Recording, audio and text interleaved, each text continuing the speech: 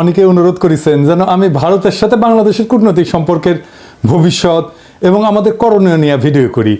আপনারা জানেন আমার গুরু খলিল ভাই, উনিও আমাকে ইমেলে তার যে মতামত জানাইছেন সেইখানেও তিনি বলছিলেন যে ভারতের সাথে কূটনৈতিক সম্পর্ক নিয়ে আমি সেইখানে কথা বলি নাই আগের এপিসোডে। ভারতের কূটনীতি বোঝা কোনো জটিল বিষয় না, কিন্তু আমার বুবু কাটাল রানী হাসিনা এই সহজ বিষয়টাকে আমাদের কাছে জটিল করে তোলার চেষ্টা করেছেন। অবশ্যই এটা ভারতেরই বুদ্ধি। তিনি নাকি ভারতকে যা দিছেন তা তারা সারা জীবন মনে রাখবে, তাই না? হ্যাঁ, দেখেছেন তো কি দিছে আর আমরা কি পাইছি তা আজকে দেখব। এই ভিডিওটা শুধু আমাদের সরকারের জন্য না, কূটনীতিকদের জন্য না, বরং কৃষক, ছাত্র, জনতা সহ বাংলাদেশের সকল নাগরিকের জন্য গুরুত্বপূর্ণ। কেন? কারণ আমাদের একমাত্র শত্রু হইল ভারত। জি না, আমরা একা তাকে শত্রু জ্ঞান করি না, তারাও আমাদের শত্রু হইলেই মনে করে। এই শত্রু শত্রু খেলা তারাই শুরু করেছে, আমরা শুরু করি নাই। এটা আমার অনুমান না, আজকে প্রমাণ করবো এবং সবাইরে জানাবো প্রমাণ সহকারে। না হইলে বিপ্লবকে ব্যর্থ করার যেসব চেষ্টা ভারত করবে তা মোকাবেলা করা আমাদের দিয়ে সম্ভব হবে না। গত 16 বছর হাসিনা যেভাবে আমাদের সরকারের সব দপ্তরে ভারতের স্থানীয় দালালদের ঢুকাইতেছে, তাতে আমাদের জন্য নতুন করে সব ঢেলে সাজানো ছাড়া কোনো গতি নাই। যাই হোক, অনেক কথা আছে, তাই চলেন প্রথমেই দেখে নিই ভারতের কূটনীতিক দর্শন কি বলে। তারা কিভাবে আমাদের দেশটাকে দেখে, তারা কিভাবে কূটনীতিকে দেখে, কূটনীতি তাদের কাছে কি। ভারতের কূটনীতিতে চাণক্য, কৌটিল্যকে তাদের মন্ত্রগুরু বলে মনে করে। এই কৌটিল্য হলো খ্রিস্টপূর্ব 300 শতাব্দীর দিকে ভারতবর্ষের রাজা চন্দ্রগুপ্ত মৌর্যের প্রধানমন্ত্রী। তিনি রাষ্ট্র পরিচালনার উপর একটা বই লিখেছিলেন অর্থশাস্ত্র নামে। এই বইটা প্রায় দ্বাদশ শতাব্দী পর্যন্ত প্রাচীন ভারতে ব্যবহার করা হইতো। তবে ভারতে মুসলিম সাম্রাজ্যের বিস্তারের পর থেকে এই বইটা কেউ আর খুঁজে পায় নাই। মুসলমান শাসনকর্তারা ভারতের প্রাচীন ফিলোসফিকে জয় বাংলা করে দিছিল। যাই হোক, পরে 1905 সালে আবার সবার অজানা এই মাস্টারপিস ভারতের একজন কৃষক উদ্ধার করছিল এবং একজন সাধারণ ব্রিটিশ সেই বইটা ভারতে সংরক্ষণ করার ব্যবস্থা করে। আর বর্তমানে এই অর্থশাস্ত্র, কৌটিল্যের অর্থশাস্ত্র ভারতের প্রধানমন্ত্রী মোদী, পররাষ্ট্রমন্ত্রী জয়শঙ্কর থেকে শুরু করে অনেক নতুন পুরানো নেতার রাজনৈতিক আদর্শে পরিণত হয়েছে। ভারত আবার কৌটিল্য ইকোনমিক কনক্লেভ করার মাধ্যমে এই দর্শন সবার কাছে খাওয়াইতে চায়, দেখাতে চায় এটা আমাদের অরিজিনাল জিনিস, বুঝছাও। এটা ইন্টারেস্টিং গল্প বলি এই কৌটিল্য প্রসঙ্গে। চন্দ্রগুপ্ত মৌর্যকে কৌটিল্য মানে তার প্রাইম মিনিস্টার সামান্য পরিমাণে খাবারের সাথে একটু একটু করে আর্সেনিক মিশাই দিত, মানে সে বিষ যেটাকে বলে। কেন? উদ্দেশ্য ছিল যে একটু একটু করে বিষ খাওয়াইলে তার শরীরে বিষের বিরুদ্ধে একটা প্রতিরোধ ক্ষমতা গড়ে উঠবে, যাতে শত্রুরা তাকে বিষ প্রয়োগে হত্যা করতে না পারে। এটা কিন্তু খুব সাইন্টিফিক, কারণ আধুনিক চিকিৎসা বিজ্ঞানও মিথ্রিডাটিজম বলে একটা শব্দ আছে। এর মাধ্যমে অল্প অল্প মাত্রা বিষ গ্রহণ কইরা বিষের প্রতি প্রতিরোধ ক্ষমতা গড়ে তোলা সম্ভব। ঠিক যেভাবে অ্যান্টিবায়োটিক রেজিস্ট্যান্স হয় না ব্যাকটেরিয়ার, জীবাণুর, ওই রকম আর কি উঙ্কা। তো কথিত আছে যে একবার চন্দ্রগুপ্ত মৌর্যের রানী দুর্ঘটনাক্রমে খাবারটা একটু খেয়ে ফেলে, আর্সেনিকযুক্ত খাবার। রানী তখন সন্তান সম্ভব ছিলেন, তো বিষের প্রভাব থেকে তার অনাগত সন্তানদের বাঁচানোর জন্য রানীর পেট চিরা কৌটিল্য শিশুকে বাইর করছিল। এটাই হইতেছে ইতিহাসের প্রথম সিজারিয়ান সেকশন, বুঝাও। এই ছেলের নাম হইতেছে বিন্দুসার। বিম্বিসার না আবার কলে বিন্দুসার। বিন্দুসারের ছেলে হইতেছে সম্রাট অশোক। বুঝা গেছে? জীবনানন্দের বর্ণনা সেন যখন পড়ি না, উঠি লেখা আছে না, বিম্বিসার অশোকের ধূসর জগতে সেখানে ছিলাম আমি। এই বিম্বিসার অশোক বইলা একটা ধাঁধা লাগাই দেন কিন্তু জীবনানন্দ। বিন্দুসার অশোক হইলে পিতা পুত্র হইতো, তাই না?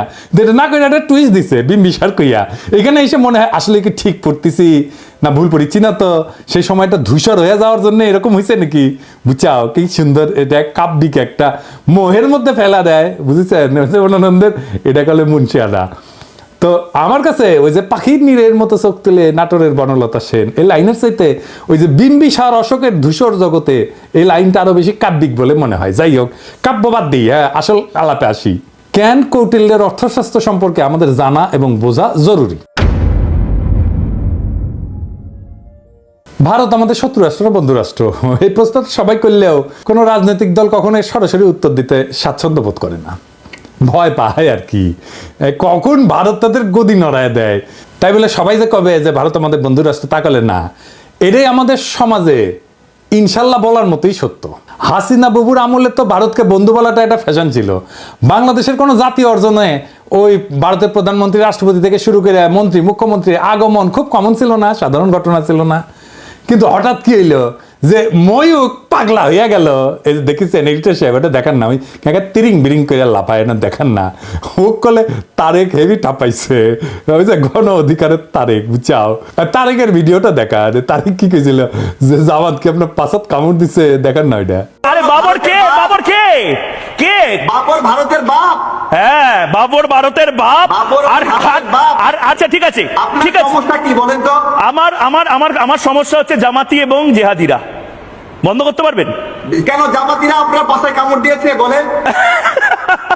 বিজেপির নেতারা উল্টা পাল্টা বলা শুরু করলো। এই দেখেন, ভিডিও দেখেন। বাংলাদেশের সঙ্গে যুদ্ধ ভারতের কাছে তো কয়েকদিনের ব্যাপার নয়, কয়েক মিনিটেই ফয়সলা হয়ে যাবে। তা আমরা বড় ভাই হিসেবে চিমটি কাটছে, আঁচড় কাটছে, সহ্য করছি, তো বেড়া আমরা দেবই। বাংলাদেশের সীমান্তে কাঁটাতারের বেড়া বসানোর দরকার হইল, দেখেছেন? আরো কত কি। আসলে বাংলাদেশের সাথে ভারতের কোনো বন্ধুত্ব সম্পর্ক নাই, কখনো ছিল না। তবে ভালো সম্পর্ক আছে তার সেবাদাসী হাসিনা, তার দল আওয়ামী লীগের সাথে। আমাদের পররাষ্ট্র মন্ত্রণালয়ে যারা ভারতে কাজ করেছেন তারা সবাই জানেন যে ভারত আমাদের কতটা নিচু চোখে দেখে। যারা ঘুরতে গেছেন, চিকিৎসা নিতে গেছেন, তারা জানেন যে মুম্বাইতে তো বাংলাদেশের পাসপোর্টধারীদের তারা হোটেলে বুকিং পর্যন্ত দেয় না, দেখেছেন? হাসিনার আমলেও ভারত শুধু আমাদের থেকে সুবিধাই নিছে, কিচ্ছু দেয় নাই। ট্রানজিট নিছে, চট্টগ্রাম পোর্ট দিয়ে মালামাল পরিবহনের অনুমতি নিছে, বাংলাদেশকে ভারতের মনোপলিতে পরিণত করেছে, আমাদের সরকারি প্রতিষ্ঠানগুলোকে শেষ করে দিছে। বিনিময়ে আমরা কি ওই মুজিবের আমলে স্বাক্ষর করা ফারাক্কার ন্যায্য পানির হিস্সা পাইছি? পাই নাই। আমরা কি হাসিনার আমলে তিস্তা চুক্তি দিয়ে পানির ন্যায্য হিস্সা পাইছি? পাই নাই। তার কারণ কি? কারণটা হইতেছে কৌটিল্যের একটা থিওরি আছে, mandala theory. Mandala Nelson Mandela না, মান্ডালা মন্ডো থিওরি আর কি। তার মানে কোন রাজার পাশের রাজ্য তার বন্ধু না, পাশের রাজ্য হইল তার বন্ধু, বুঝছা? হও, চলেন একবার ম্যাপ দেখে আসি। ভারতের আশেপাশে যত রাষ্ট্র আছে তার মধ্যে একমাত্র বাংলাদেশের সাথে তার কথিত বন্ধুত্ব ছিল, মানে একমাত্র সেবাদেশী হাসিনার মাধ্যমে সে বন্ধুত্ব ছিল। কিন্তু পাকিস্তান, নেপাল, ভুটান, শ্রীলঙ্কা, মালদ্বীপ, এমনকি মিয়ানমারের সাথে ভারতের অত ভালো সম্পর্ক না, তাই না? বন্ধুত্ব নাই। বাংলাদেশে ভারত প্রভু তার সেবাদাসী হাসিনাকে একটা চুষ্টি দিয়ে বুঝ দিছে, ওই যে তো বন্ধু। এটাও আসলে একটা কৌটিল্য মতে ভারতের পররাষ্ট্রনীতির একটা অংশ কলে। এটা আমরা দেখমুনি, হাসিনা ফাসিনা কিছু না। এটা বোঝার জন্য চলেন দেখি কৌটিল্যের পররাষ্ট্রনীতিতে কি লেখা আছে। কৌটিল্যের পররাষ্ট্রনীতিকে বলে 6-fold পলিসি, মানে 6 স্তরের পলিসি। এটা একটা সংস্কৃত খটোমটো বাংলা আছে, ষটগুণ্য সিদ্ধান্ত। যাই হোক, আমি ইংলিশটাই কব, কারণ ইংলিশে কইলে তো ঠিকই কইছি, তাই না? তো যাই হোক, এই 6-fold পলিসি অনুযায়ী পররাষ্ট্রনীতি 6 ভাবে পরিচালনা করা যায়, 6 ভাবে, বুঝছাও? কি কি? শান্তি, যুদ্ধ, নিরপেক্ষতা, আগ্রাসন, জোট এবং দ্বৈত নীতি। হ্যাঁ, বুঝছাও? 6টা। তো প্রথম আলাপ হইতেছে শান্তি নিয়ে, মানে কৌটিল্যের শান্তিনীতি কি কূটনীতিতে। কৌটিল্য কয় যে একজন রাজা তখনই শান্তি স্থাপন করবে যখন সে দেখবে যে শত্রু রাজা তার ক্ষতি করার সামর্থ্য রাখে। তার মানে হলো দৌড়ের উপরে রাখতে পারলে ভারত শান্তির কথা বলবে, বুঝছাও? 2001 সালে রৌমারিতে সীমান্তে আমাদের তৎকালীন বিডিআরের মাইরের কথা মনে আছে না? এডিটর সাহেব খালি মাইর হবে, মাইরের সাউন্ড হবে। কেমনে তাদের বিএসএফকে আমাদের বিডিআর জওয়ানেরা দৌড়ের উপরে রাখিছিল, মনে আছে না? হ্যাঁ, তো তখন ভারতের অনেক সৈন্য মারা গেলেও ভারত কিন্তু আমাদের সাথে শান্তি স্থাপন করেছিল, কারণ তারা বুঝেছিল যে বাংলাদেশ তাদের দৌড়ের উপরে, দাবরানির উপরে রাখতে পারে। তাইলে ইন্ডিয়ার সাথে শান্তি স্থাপনের একমাত্র পথ হইতেছে, একমাত্র রাস্তা হইতেছে ওরা দাবরানির উপরে রাখা। আর একটা উদাহরণ দিই, 1962 সালে ইন্দো-চীন যুদ্ধে চীনা সেনারা ভারতের সেনাদের নাকানো জমিতে খাইছিল, একটা অংশ দখল করে নিয়েছিল। ভারত তখন দ্রুত নাকে খত দিয়া চীনের সাথে শান্তি স্থাপন করেছিল, কারণ ভারত জানতো যে চীনকে আক্রমণ করলে তাদের খবর আছে, বুঝেছাও? তার মানে ওরা যত দাবরানির উপরে রাখবেন ও শান্তি করে আপনার কাছে আসবে। 1 নাম্বার সূত্র কয়া দিলাম। তাই আমাদের সেনাবাহিনীর সাহস নিয়ে লড়াই করার কিছু ডেমো ভারতকে দিয়ে দিতে হবে। আমরা অলরেডি একটা ডেমো দিছি যখন নতুন করে বর্ডারে কাঁটাতার লাগাইতে গেছিল না, কিন্তু এটা তেমন কোনো ডেমো হয় নাই। এটা আরেকটু ভালো করা লাগবে আর কি। আবার ফাজলামি করলে না, রৌমারির কথা মনে করায় দিতে হবে, কলে মাথায় ঢুকায় দিতে হবে যে ভারতকে দৌড়ের উপরে রাখলে তারা শান্তির কথা বলবে। ওর তত্ত্ব দিয়ে ওরে মাইট দিতে হবে। ও কেমনে কূটনীতি চালায়, ওর কূটনীতির মাইন্ডে কি কাজ করে সেটা বুঝা ওর মতো যদি কাজ করেন তাইলে কেস ফতে।